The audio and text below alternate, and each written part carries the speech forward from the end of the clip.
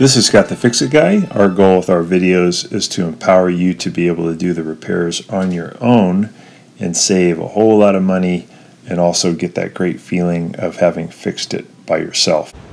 Today we have a Kitchenaid Whirlpool dishwasher where the door just kind of falls open. It doesn't have the resistance it should. So we're removing this bottom kick plate by removing 2 Phillips head screws and then pulling out this little insulation plate. And then we have to remove 2 screws.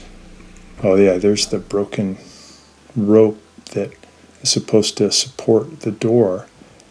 So we're going to be replacing that. So we have to remove a couple of screws up at the top that are holding the dishwasher into the cabinet. And you probably don't need to, you should unplug it, but you probably don't need to remove the water supply or the drain hose, because you just have to pull the dishwasher towards you maybe about halfway out, and that should be enough to get to the little springs and the parts we have to replace. So here's the old one. It's hooked to a big spring behind it,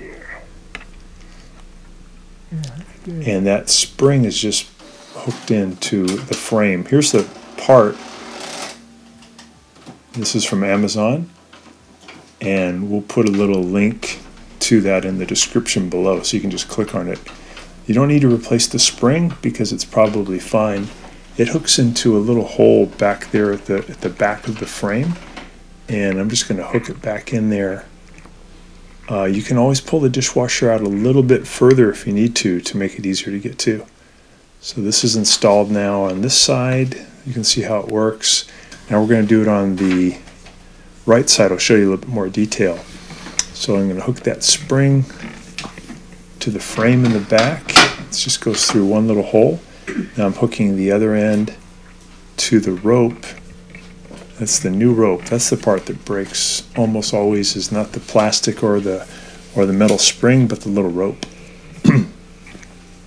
The new kits come with also a nice plastic pivot assembly that is better designed, so it's less likely to break the rope. I'm removing the old assembly by just pulling out that one screw. Here comes the new one. It has a little piece that you put in at the top, and then it can hinge at the bottom to 3 different positions. You can kind of control how much tension you want. I'll show you those 3 holes here. There's one of them. There's another one. And there's another one. So the one closest toward the front will give you the most resistance, and the one in the back will give you the least resistance, so it makes the door a little bit easier to open. I suggest putting it in the middle because that usually works the best. So I'm going to put that screw in there to the middle, tighten that up, and that'll hold that hinge assembly or pulley assembly in position. And what I got to do next is get the other end of the string that was not attached to the spring, but it's supposed to attach to the door hinge.